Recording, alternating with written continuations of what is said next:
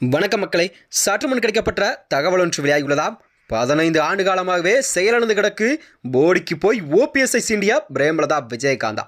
வாங்க வீடியோவை முழுமையாக்கலாம். அதாவது தேமுதிக சார்பில் தான் உள்ளம் தேடி இல்லம் நாடு என்ற தலைப்பில் தமிழக உணவுமே அனைத்து தொகுதியிலும் தனது பரப்புரையை மேற்கொண்டு வருகிறார் பிரேமலதா விஜயகாந்த் அவர்கள். அதாவது தேர்தலை முன்னிட்டு தேமுதிகவின் பொதுச்செயலாளரான பிரேமலதா விஜயகாந்த் அவர்கள் தமிழகம் முழுவதுமே தனது பிரச்சாரத்தையும் சுற்றுப்பயணத்தையும் மேற்கொண்டு வருகிறாராம். இதன் ஒரு பகுதியாகத்தான் தேனி மாவட்டம் போடியில் நடைபெற்ற ஒரு பிரச்சார பொதுக்கூட்டத்தில் கலந்து கொண்ட பிரேமலதா விஜயகாந்திற்கு தேமுதிக நிர்வாகிகள் எல்லாம் தொண்டர்களும் ஒரு உற்சாக வரவேற்பு ஒன்றை அளித்து அவருக்கு சிலம்பம், வீரம், வாள் போன்றவற்றையெல்லாம் பரிசாக வழங்கியிருந்தார்களாம். பின்னர் பொதுக்கூட்டத்தில் பேசிய பிரேமலதா விஜயகாந்த் அவர்கள் தொண்டர்களிடமிருந்து பணம் பெற்று, அதாவது கட்ட பஞ்சாயத்து செய்து வரும் வசூல் செய்கிற காட்சி தேமுதிக கிடையாது, கொடுத்து சில கரங்களெல்லாம் கொண்ட கேப்டன் போல் தேமுக தொண்டர்களெல்லாம் கண்டிப்பாக செயல்படுவார் என்று அவர் தெரிவித்திருந்தார். அது மட்டுமின்றி ஆளுங்கட்சிக்கும் எதிர்கட்சிக்கும் இணையான ஒரு தேமுதிக தமிழகத்தில் பூத் கமிட்டி அமைத்து வருகிறது.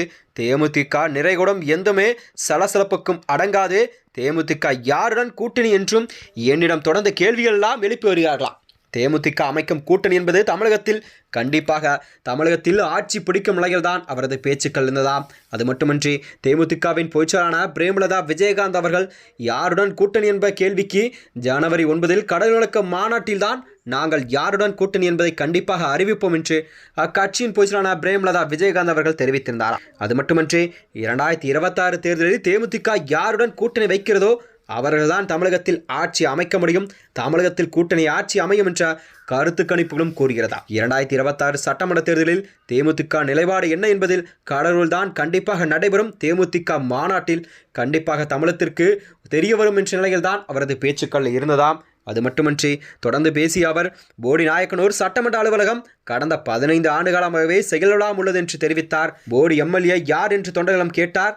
அதற்கு கட்சி தொண்டர்கள் ஓபிஎஸ் என்று சொன்னவுடன், அதாவது ஏன் பூட்டின கதவை திறக்கப்படவில்லையா என கூறிய அவர், நமது கூட்டணி வேட்பாளர்கள் வெற்றி பெற்றதுடன் தான் இந்த சட்டமன்ற அலுவலகம் திறக்கப்படும் என்று ஒரு உற்சாகமான வரவேற்பையும் அவர் அளித்திருந்தாராம். தேமுதிக சார்பில் உள்ளம் தேடி இல்லம் நாடு என்ற தலைப்பில் சட்டமன்ற தேர்தலை முன்னிட்டு தேமுதிகவின் பொதுச்செயலாளர் பிரேமலதா விஜயகாந்த் அவர்கள் தமிழகம் முழுவதுமே தனது பிரச்சாரத்தை பயணத்தை மேற்கொண்டு வருகிறார். வகையில்தான், அதாவது தேமுதிக வருகின்ற 2026 சட்டமன்ற தேர்தலில் யாருடன் கூட்டணி என்பதை இன்னும் அறிவிக்கப்படாத நிலையில்தான் மக்களிடம் ஒரு கேள்விக்குறியாகவே இருந்து வருகிறது.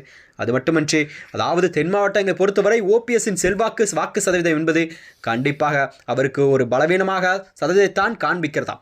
இதில் தேமுதிக அந்த தொகுதியில் போய் போட்டியிட்டால் கண்டிப்பாக இவர்களது வாக்கு சதவீதம் குறையக்கூட தொடங்கும் நிலையில்தான் இதை எதிர்பார்க்கப்படுகிறதாம்.